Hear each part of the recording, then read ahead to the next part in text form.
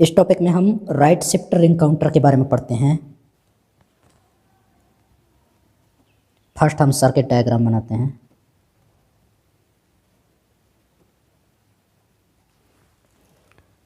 इस ring counter में 4 positive edge trigger T flip flop ले लेते हैं।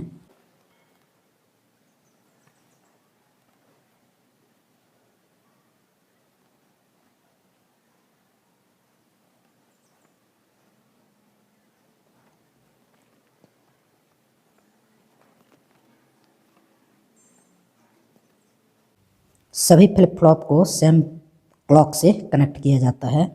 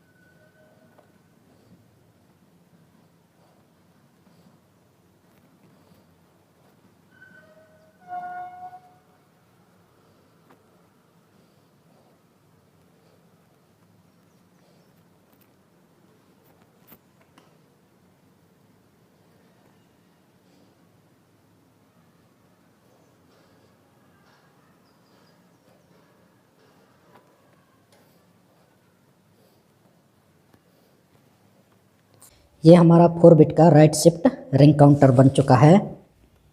इस फ्लिप फ्लॉप का आउटपुट जो है ये घूम के इस फ्लिप फ्लॉप में आएगा। फिर इस फ्लिप फ्लॉप का आउटपुट जो है घूम के इस फ्लिप फ्लॉप में आएगा। इस फ्लिप फ्लॉप का आउटपुट जो है घूम के इस फ्लिप फ्लॉप में आएगा। हमारा डाटा जो रहेगा लेफ्ट टू राइट की ओर शिफ्ट होगा और इस फ्लिप फ्लॉप का आउटपुट जो है यहाँ से होते हुए इस वाले फ्लिप फ्लॉप में आएगा। तो इस स्टार्ट टर्मिनल से इस फ्लिप फ्लॉप का क्लियर टर्मिनल जुड़ा हुआ है, इस फ्लिप फ्लॉप का क्लियर टर्मिनल जुड़ा हुआ है और इस फ्लिप फ्लॉप का क्लियर टर्मिनल जुड़ा हुआ है। परंतु इस वाले फ्लिप फ्लॉप का प्रीसेट टर्मिनल स्टार्ट टर्मिनल से जुड़ा हुआ है। ऑपरेशन की शुरुआत में हम जब इसमें एक नेगेटिव पल्स देते हैं तो उन फ्लिप फ्लॉपों का आउटपुट 0 होगा जिनका क्लियर टर्मिनल इस स्टार्ट से कनेक्ट होगा और उस फ्लिप फ्लॉप का आउटपुट 1 होगा जिस फ्लिप फ्लॉप का प्रीसेट टर्मिनल जो है इस स्टार्ट टर्मिनल से जुड़ा होगा। जैसे कि हम देखते हैं इस फ्लिप फ्लॉप का क्लियर टर्मिनल स्टार्ट से जुड़ा हुआ है, इस फ्लिप फ्लॉप का क्लियर टर्मिनल स्टार्ट से जुड़ा हुआ है, इस फ्लिप फ्लॉप का क्लियर टर्मिनल स्टार्ट से जुड़ा हुआ है, परंतु इस फ्लिप फ्लॉप का प्रीसेट टर्मिनल स्टार्ट से जुड़ा हुआ है। तो जैसे ही यहाँ लो पल्स देंगे तो इसका आउटपुट 0, इसका आउटपुट 0, इसका आउटपुट 0 होगा, परंतु इसका आउटपुट 1 होगा। तो हमारा जो डेटा है इस फ्लिप फ्लॉप से इस फ्लिप फ्लॉप में आएगा, उसके बाद इस फ्लिप फ्लॉप से इस फ्लिप फ्लॉप में आएगा, उसके बाद इस फ्लिप फ्लॉप से इस फ्लिप फ्लॉप में आएगा। अर्थात डाटा लेफ्ट टू राइट की ओर शिफ्ट हो रहा है। और स्टार्ट टर्मिनल में लो पल्स सिर्फ ऑपरेशन के शुरुआत में देंगे, उसके बाद पूरा ऑपरेशन में ये स्टार्ट टर्मिनल हाई रहेगा।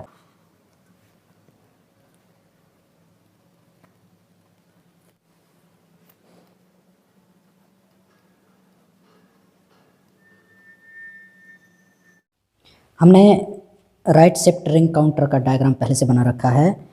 चूँकि हमने सभी flip flop positive edge trigger D flip flop लिया है तो हमने यहाँ उसका ट्रुथ टेबल बना रखा है। हम ट्रुथ टेबल देख लेते हैं। जब क्लॉक 0 रहता है, डी की वैल्यू 1 या 0 कुछ भी हो जाए, नया आउटपुट पिछले आउटपुट के बराबर होता है। जब क्लॉक की वैल्यू 1 होती है, डी की वैल्यू 1 या 0 कुछ भी हो, नया आउटपुट पिछले आउटपुट के बराबर होता है। जब क्लॉक नेगेटिव एज प्राप्त होती है, डी की वैल्यू 1 या 0 कुछ भी हो, नया आउटपुट पिछले आउटपुट के बराबर होता है। जब क्लॉक पॉजिटिव एज प्राप्त होती है, डी की वैल्यू अगर 0 है तो नया आउटपुट 0 प्राप्त होता है। जब क्लॉक पॉजिटिव एज प्राप्त होती है, अगर डी की वैल्यू 1 है तो नया आउटपुट 1 प्राप्त होता है। इसका मतलब ये है कि किसी पर्टिकुलर क्लॉक में डी फ्लिप फ्लॉप को जो इनपुट दिया जाता है वही आउटपुट में प्राप्त होता है। अब हम देखते हैं कि इन चारों फ्लिप फ्लॉप में से 3 फ्लिप फ्लॉप के जो क्लियर टर्मिनल हैं स्टार्ट से कनेक्ट हैं और एक फ्लिप फ्लॉप का प्रीसेट जो है इस स्टार्ट से जुड़ा हुआ है। ऑपरेशन की शुरुआत में हम इस स्टार्ट टर्मिनल में नेगेटिव पल्स देते हैं, उसके बाद पूरे ऑपरेशन में इस टर्मिनल की वैल्यू जो रहेगा हाई रहेगा। जैसे ही हम नेगेटिव पल्स देते हैं, इस टर्मिनल से कनेक्टेड जो भी फ्लिप फ्लॉपों का क्लियर टर्मिनल इससे कनेक्ट है उसका आउटपुट 0 प्राप्त होगा। ये वाला फ्लिप फ्लॉप का क्लियर टर्मिनल स्टार्ट से कनेक्टेड है तो यहाँ 0। इस वाले फ्लिप फ्लॉप का क्लियर टर्मिनल इस स्टार्ट टर्मिनल से जुड़ा हुआ है तो यहाँ 0। इस वाले फ्लिप फ्लॉप का क्लियर टर्मिनल स्टार्ट से जुड़ा हुआ है तो यहाँ 0। इस वाले फ्लिप फ्लॉप का प्रीसेट स्टार्ट टर्मिनल से जुड़ा हुआ है तो यहाँ 1 हो जाएगा। मतलब जब स्टार्ट टर्मिनल में लो पल्स दिया जाता है और जब कोई भी क्लॉक पल्स नहीं दिया जाता तब जो Q3, Q2, Q1 और Q0 की वैल्यू, Q3 की वैल्यू यहाँ 1 है, 1, Q2 की वैल्यू 0 है, Q1 की वैल्यू 0 है और Q0 की वैल्यू 0 है, ये प्राप्त हुए। अब ये 1 किससे कनेक्टेड है, इससे कनेक्टेड है तो यहाँ 1 आ जाएगा। ये 0 किससे कनेक्टेड है, यहाँ से कनेक्टेड है तो यहाँ 0 आ जाएगा। ये 0 किससे कनेक्टेड है, इससे कनेक्टेड है तो यहाँ 0 आ जाएगा। अब ये 0 जो है ये कनेक्टेड है यहाँ से तो यहाँ 0 आ जाएगा। अब ये 0 इसके लिए इनपुट का काम करेगा, ये 1 इसके लिए इनपुट का काम करेगा, ये 0 इसके लिए इनपुट का काम करेगा, ये 0 इसके लिए इनपुट का काम करेगा। जैसे कि हम जानते हैं कि शुरुआत में बस स्टार्ट टर्मिनल में लो पल्स दिया जाएगा, बाकी ऑपरेशन में स्टार्ट की वैल्यू 1 रहेगी। जब पहला पॉजिटिव एज क्लॉक प्राप्त होता है उसके बाद ये वाला 0 यहाँ आ जाएगा, ये वाला 1 यहाँ आ जाएगा, ये वाला 0 यहाँ आ जाएगा और ये वाला 0 यहाँ आ जाएगा।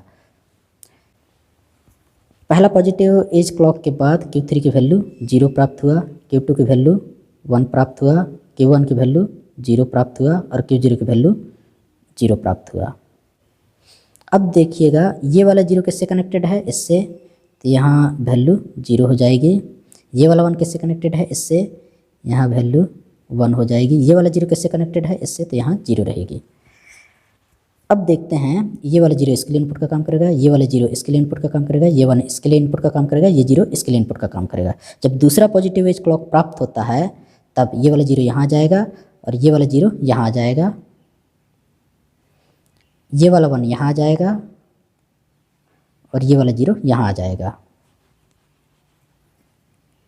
अब हम देखते हैं दूसरे पॉजिटिव एज क्लॉक के बाद Q3 की वैल्यू 0 है, Q2 की वैल्यू 0 है, Q1 की वैल्यू 1 है और Q0 की वैल्यू 0 है। अब हम ये देखते हैं ये 0 यहाँ इससे कनेक्टेड है तो यहाँ भी 0 है, यहाँ 0 आ गया है तो ये इससे भी कनेक्टेड है तो यहाँ 0 हो जाएगा। ये 1 इससे कनेक्टेड है तो यहाँ 0 की जगह में यहाँ 1 आ जाएगा।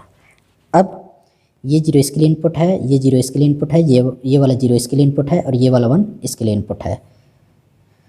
जब तीसरा पॉजिटिव एज क्लॉक प्राप्त होता है उसके बाद ये 0 यहाँ आ जाएगा, ये वाला 0 यहाँ आ जाएगा, ये वाला 0 यहाँ आ जाएगा और ये वाला 1 यहाँ आ जाएगा। तब तीसरे क्लॉक के बाद Q3 की वैल्यू 0 है, Q2 की वैल्यू 0 है, Q1 की वैल्यू 0 है और Q0 की वैल्यू 1 है। अब ये 0 इससे भी कनेक्टेड है तो यहाँ भी 0, ये 0 इससे कनेक्टेड है तो यहाँ 0 और ये 0 इससे कनेक्टेड है तो यहाँ 0 रहेगा। ये वाला जो 1 है ये जो आ जाएगा यहाँ। अब चौथे क्लॉक के लिए जो है ये 1 इसके लिए इनपुट है, ये 0 इसके लिए इनपुट है, ये 0 इसके लिए इनपुट है और ये 0 इसके लिए इनपुट है। जब चौथा पॉजिटिव एज क्लॉक प्राप्त होगा तो Q3 की वैल्यू 1, Q2 की वैल्यू 0, Q1 की वैल्यू 0 और Q0 की वैल्यू 0 प्राप्त होगा। इसी प्रकार से पांचवें पॉजिटिव एज क्लॉक के लिए 0 1 0 0 होगा, छठवें पॉजिटिव एज क्लॉक के लिए 0 0 1 0 होगा, सातवें पॉजिटिव एज क्लॉक के लिए 0 0 0 1 होगा। इस प्रकार से जो है हर चौथे क्लॉक के बाद जो आउटपुट है वो अपने आप को फिर से रिपीट करेगा, क्योंकि हमने 4 फ्लिप फ्लॉप यूज किया है। ये जो 4 आउटपुट का जो ग्रुप है, यही इसके डिफरेंट स्टेट हैं। तो जो डिफरेंट जो आउटपुट हैं, ये हो गया, ये हो गया, ये हो गया, ये हो गया। इसके बाद जो है जो भी आउटपुट आएंगे वो रिपीट होंगे। तो हमने 4 फ्लिप फ्लॉप यूज किया था, इसलिए 4 डिफरेंट स्टेट प्राप्त हुए। एक स्टेट ये वाला, एक स्टेट ये वाला, एक स्टेट ये वाला, एक स्टेट ये वाला। इसके बाद जो आउटपुट हैं वो अपने आप को फिर से रिपीट करते हैं। हम इसको लिख लेते हैं।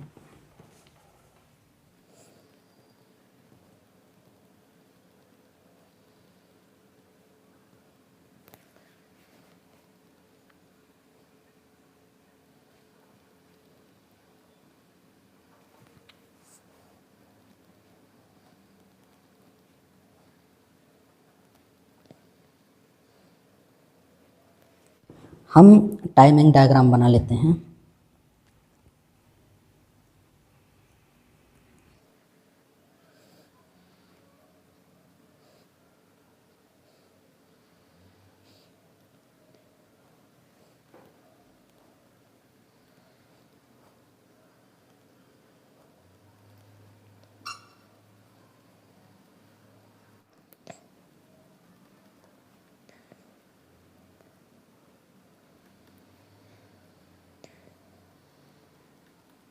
ये फर्स्ट क्लॉक जो है यहाँ देते हैं। फर्स्ट क्लॉक के पहले जो है हम स्टार्ट टर्मिनल में लो पल्स देते हैं।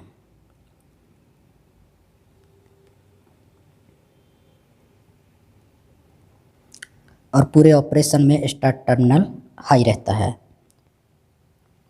जैसे ही स्टार्ट टर्मिनल में लो दिया जाता है तो Q3 हाई हो जाता है।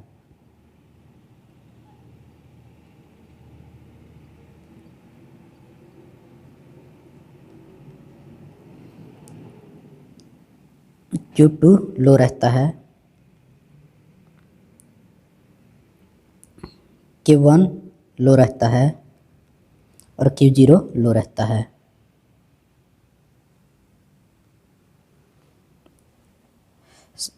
फर्स्ट क्लॉक के बाद Q3 जीरो रहता है,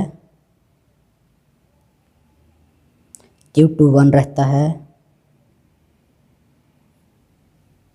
Q0 जीरो Q1 जीरो रहता है,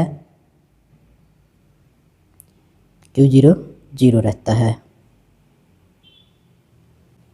सेकंड क्लॉक के बाद, सेकंड पॉजिटिव एज क्लॉक के बाद Q3 जीरो रहता है, Q2 जीरो रहता है, Q1 1 रहता है, Q0 जीरो रहता है। थर्ड पॉजिटिव एज क्लॉक के बाद, थर्ड पॉजिटिव एज क्लॉक के बाद Q3 जीरो रहता है, Q2 जीरो रहता है, Q1 जीरो रहता है और Q0 1 हो जाता है।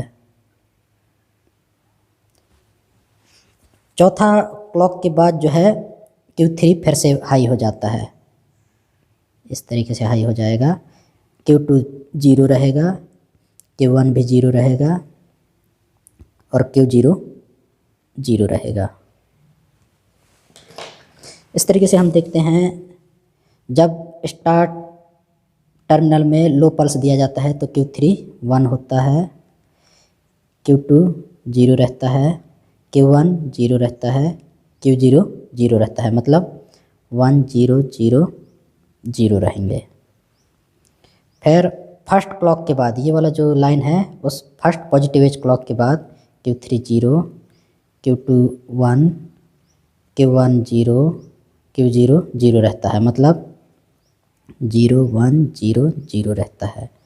फिर सेकंड पॉजिटिव एज क्लॉक के बाद, सेकंड पॉजिटिव एज के बाद, सेकंड पॉजिटिव एज क्लॉक के बाद Q3 zero, Q2 zero, Q1 1, Q0 zero रहता है। मतलब 0 0 1 0 रहता है।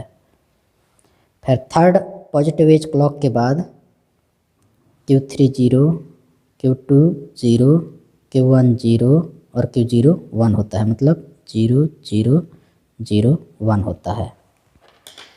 फिर चौथे क्लॉक के बाद फिर से रिपीट होने लगती हैं।